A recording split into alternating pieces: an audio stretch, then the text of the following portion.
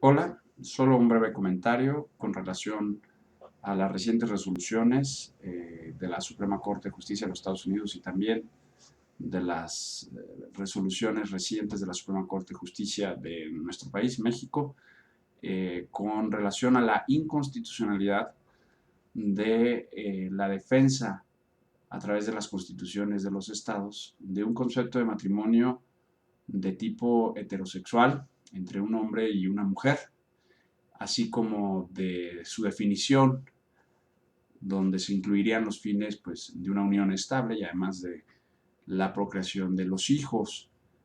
Independientemente de que es cierto que la Constitución Federal está por encima de las constituciones estatales, un error intelectual que creo yo se debería de evitar es siempre tomar la parte por el todo, ¿no? Habitualmente a veces cuando nos centramos en la defensa de una idea, de un derecho humano, solemos absolutizar todas las dimensiones de despliegue de esa idea y la abstraemos de su contexto natural, que suele ser el contexto social y político, donde habitualmente lo que prima es la búsqueda de la defensa de los derechos más básicos y las garantías más básicas para que pueda haber una vida social estable y sin conflicto. De hecho, es uno de los papeles del derecho, disminuir la conflictividad, ¿no? Regular las conductas, dejar claro cuáles son los derechos y también las obligaciones para que todo el mundo haga su parte y se disminuya la conflictividad. El tema delicado aquí es que hay un nuevo horizonte, que es la libertad de conciencia, que también tiene una dimensión jurídica y también una naturaleza a nivel basal, que puede ser considerado también un derecho humano. ¿Y por qué digo que es equiparable si no es que superior a una configuración constitucional el derecho a la libertad de conciencia? Porque en el tema del matrimonio estamos hablando de decisiones personalísimas que tienen que ver mucho con el ejercicio de una libertad, no solo de conciencia, sino una libertad corporal, pero también de una dimensión colectiva, política.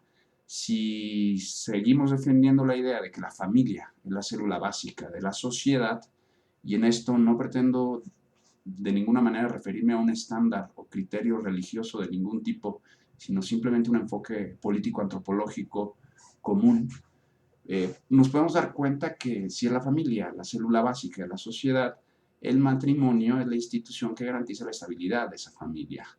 Yo creo que aunque existan familias que no han podido mantener su matrimonio vigente, el que la ley proponga una concepción de matrimonio definida, definitivamente tiene no solo una dimensión desde el punto de vista de proteger derechos, sino también una dimensión correctiva u orientadora de las acciones de las personas.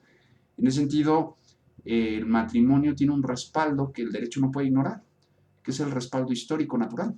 Y cuando me refiero a un respaldo histórico natural es que basta ver los miles de años que tiene el hombre sobre la tierra y en un enfoque antropológico y cultural vemos que transversalmente, tanto en Oriente como en Occidente, y a través de las diversas culturas que han existido y han dejado de existir, siempre el matrimonio se ha manifestado con una dimensión heterosexual.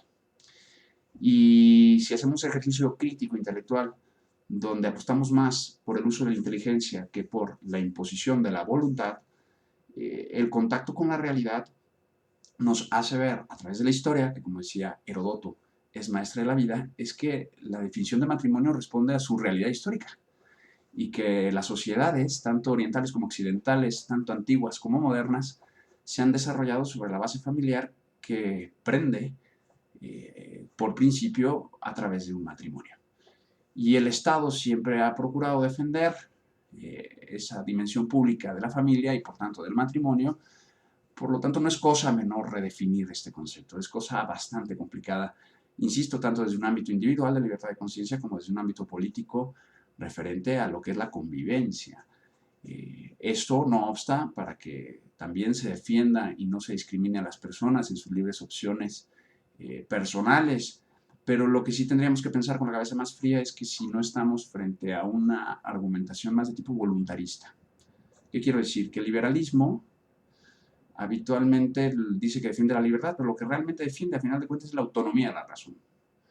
Una razón que desconfía de poder conocer la realidad tal cual es.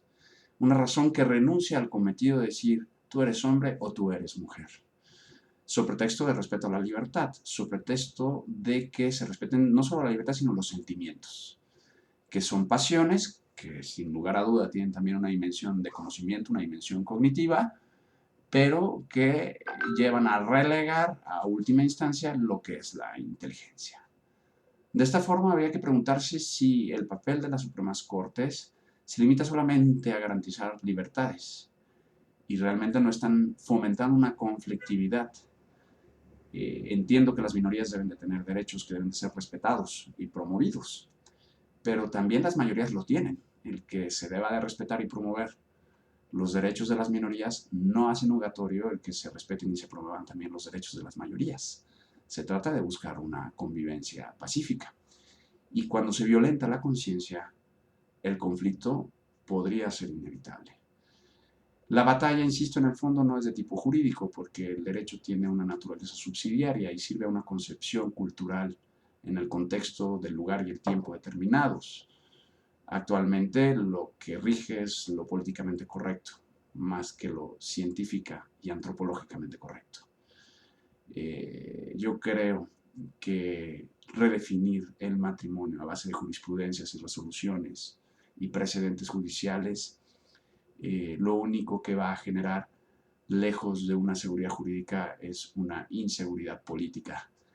La batalla es cultural, hay que atender a la biología, hay que atender a la fisiología, hay que atender a la historia natural, y si bien a veces la biología que se aprecia a simple vista y la fisiología también nos puede dar sorpresas, la genética parece ser que no, y cromosómicamente hay una clara diferencia entre lo que es un hombre y lo que es una mujer, aun cuando a veces fisiológica y biológicamente prima facie no se pueda definir.